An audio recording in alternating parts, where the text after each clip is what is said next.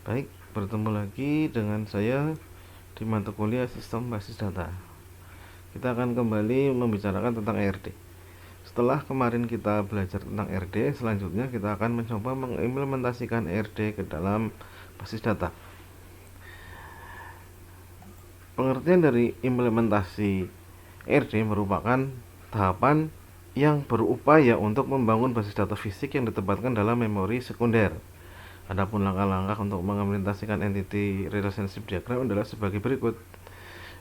Diagram ER akan menjadi basis data. Misalnya diagram ER rumah sakit, maka di situ akan menjadi basis data rumah sakit. Kemudian setiap entitas akan menjadi tabel. Kemudian atribut-atribut dalam entitas akan menjadi field atau kolom dalam tabel tersebut. Kemudian di sini ada rumus atau transformasi dasar. Yang pertama adalah setiap himpunan entitas akan menjadi tabel sendiri. Kemudian jika ada relasi dengan derajat 1 ke banyak, dia akan menjadi 2 tabel. Jika relasi dengan derajat banyak ke banyak akan menjadi 3 tabel. Jika dengan relasi derajat 1 ke 1 akan menjadi 2 tabel. Untuk lebih jelasnya kita akan coba lihat contoh berikut ini.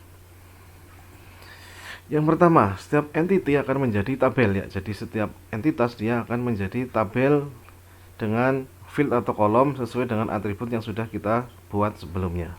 Seperti contoh di sini ada entitas mahasiswa akan diubah menjadi tabel dengan field atau kolom name, nama, alamat, dan tanggal lahir. Dan jika kita isi data maka akan tampak seperti dalam tabel contoh tersebut.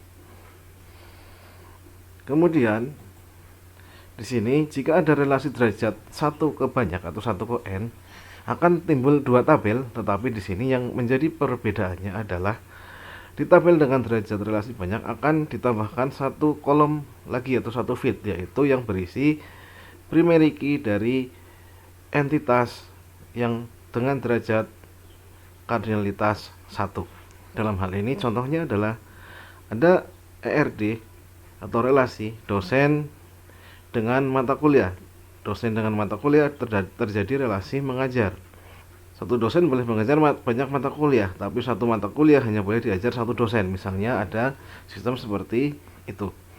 Maka di sini akan terbentuk tabel dosen, dia akan tetap seperti tabel awalnya. Namun di tabel mata kuliah akan ditambahkan 1 kolom lagi yang berupa tabel NIP. Tabel NIP ini akan berperan menjadi foreign key di tabel mata kuliah. Terlihat bahwa dosen dengan NIP D11 dia akan mengajar mata kuliah dengan kode mata kuliah P01. Nama mata kuliahnya adalah Pancasila, SKS-nya 4 dan semester 1. Kemudian derajat relasi dengan derajat banyak ke banyak di sini akan menimbulkan 3 tabel. Sini ada contoh sebuah entitas mahasiswa dengan entitas mata kuliah. Entitas mahasiswa terjadi relasi mengambil mata kuliah. Satu mahasiswa boleh mengambil banyak mata kuliah dan mata kuliah boleh diambil oleh banyak mahasiswa. Jika terjadi relasi seperti ini maka dia akan timbul 3 tabel. Tabel yang pertama adalah tabel mahasiswa yang seperti biasa, seperti standarnya awal. Tabel mata kuliah juga tabel awal tanpa ada tambahan kolom.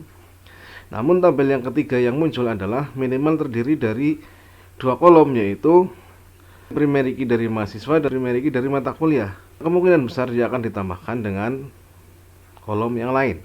Dalam hal ini kita beri contoh, ada kolom name, ada kolom kode mata kuliah, dan ada kolom nilai. Maka di sini bisa disebut dengan tabel KHS, kartu hasil studi.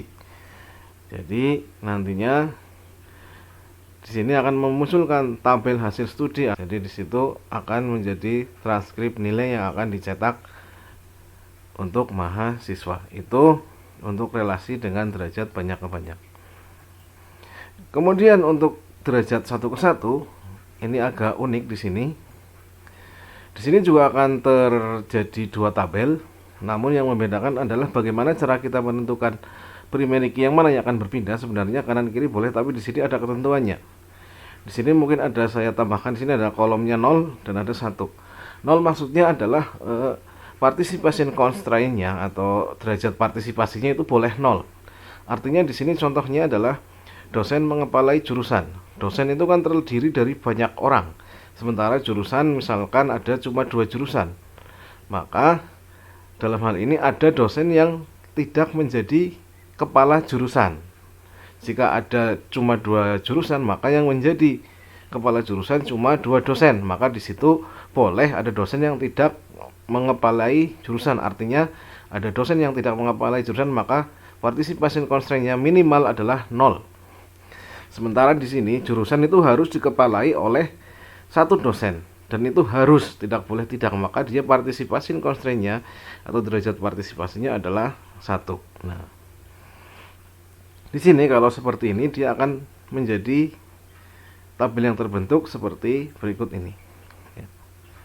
Di sini tabel dosen mengepalai jurusan. Tadi sudah sampaikan bahwa di sini dosen memiliki derajat partisipasi atau participation constraint-nya itu boleh 0.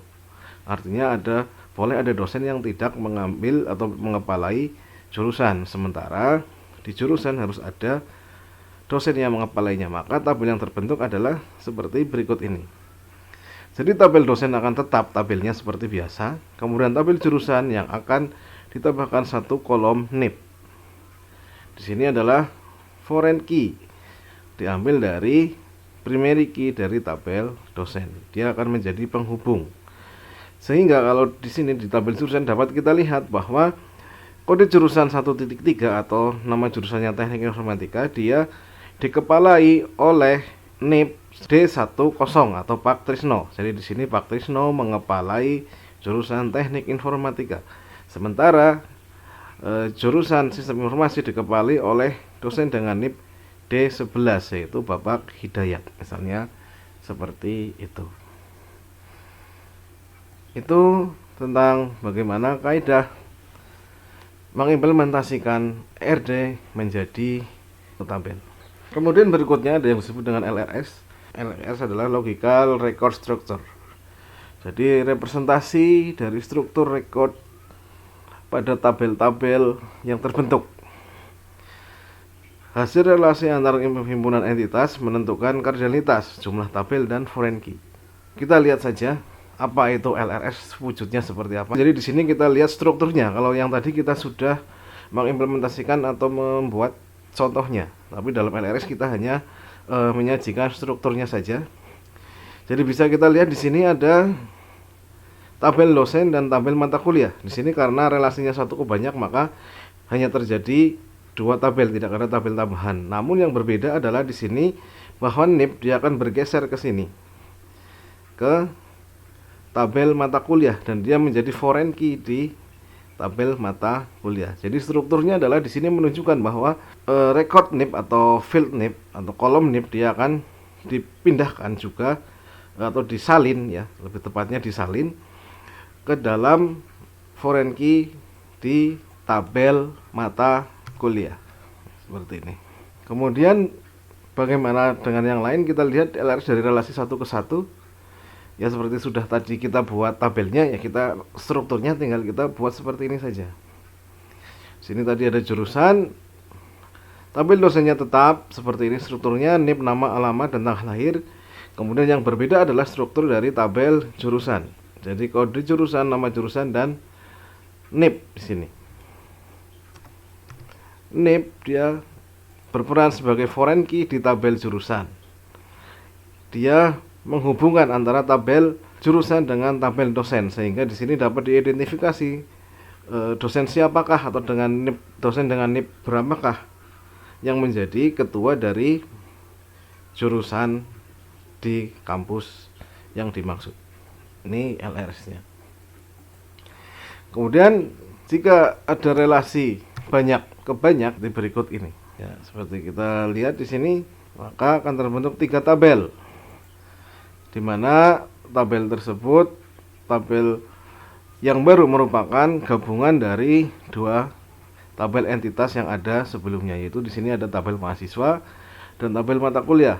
Tabel mahasiswa dan tabel mata kuliah akan membentuk tabel baru yang terdiri dari minimal adalah 2 kolom, yaitu kolom NIM dan kolom kode mata kuliah, disertakan dengan atribut tambahan yang diperlukan. Dalam hal ini kita contohkan adalah kolom nilai. Mungkin demikian pembahasan untuk ERD atau implementasi ERD dan LRS kali ini. Mudah-mudahan apa yang disampaikan bisa dapat dipahami dan bisa bermanfaat. Sekian dari saya. Wabillahi taufiq wal hidayah. Wassalamualaikum warahmatullahi wabarakatuh.